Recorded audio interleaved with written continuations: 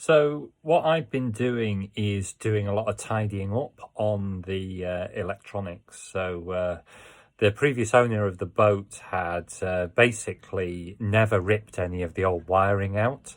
So I've been spending a lot of time tracing where the wiring goes, seeing whether it's actually used for something or anything else, and then generally moving things around. The last thing I did was move the AIS receiver. And the place that I've moved it to, unfortunately, you can't quite attach the aerial, the antenna lead. And so I was looking for an antenna extension. And while I was looking for that, I kind of did a bit of research. And what I found was that a better way of doing it is actually to have an active box where you can connect the antenna to the VHF and the radio, because we've got like a car radio cassette in the boat, and attach it to the AIS receiver all at once. So the advantage of that is that we'll get a proper active signal, and it's all going to be balanced.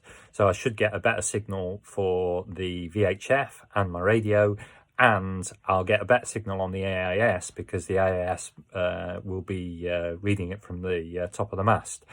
And the research that I've done says that if it's at the top of the mast, you get like about a 40 to 50 mile radius, so that should be great. You can see here, this is how it's wired up at the moment. What you've got is, this is the aerial from the mast, and then it comes into this box, which is just a passive box, passive splitter, and one end goes up to the VHF, and then the other end goes forwards. That goes to the radio. So what I'm going to do is, let's get under here. I've moved there's the AIS now. I haven't quite finished tidying up the cables here. So I've moved the AIS receiver here, and that's all wired up, apart from the antenna, which is just there.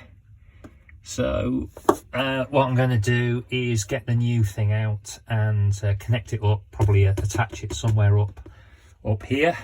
This is the underside of the chart table, and then connect everything together, see how it goes. This is the aerial splitter that I've bought, so hopefully this is going to work. I got it delivered from Force 4, and because of the coronavirus and that, I've wiped it all down with Milton. Milton's supposed to kill all of the coronavirus in about 20 minutes, so it should be safe to handle with my bare hands now. And yeah, so and of course this is probably made in China, so it will have been made about 6 weeks ago, and I don't think that coronavirus can last on the inside of there for 6 weeks, so I should be quite safe and healthy to do that. In order to get everything to fit together, because the wires are quite short and I don't want to put extensions in, what I've had to do is to move the VHF.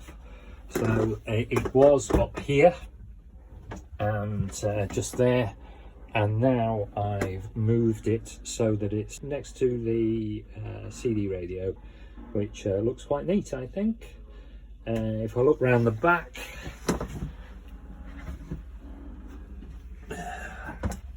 so we've got the that's the aerial splitter, and there is the AIS. So there's a whole load of tidying up that needs to happen, but we're well on our way now. So this is the very exciting and modern switch and fuse unit. I'm just going to wire everything into that now. It's fun, isn't it? If we have a look at the back here, so that's the back of the VHF, the back of the radio cassettes over there, so the radio CD player. That's now where the aerial splitter is and the AAS. It still looks like a little bit of a mess here. I haven't completely finished. I need to do something with these wires here. But I tell you what, it looks a hell of a lot better than it used to look. So we're kind of getting there. And you can just about see that I'm getting the GPS signal into the radio. So if ever I have to press the red button, then at least it'll transmit my position. The radio I can do, let's do this. There we go, you can see the radio's working now. So that's very good. And then here's the chart plotter. So this has got a built-in GPS. But what it has got is, you can see we've got the AIS alarm that's detected that Jackaboy is around. If I go into the menu system here, clear that, clear menu, user points. It's a bit unintuitive, this. So menu, user points, AIS list. I get a list of all of the things that are currently transmitting. So that's all working.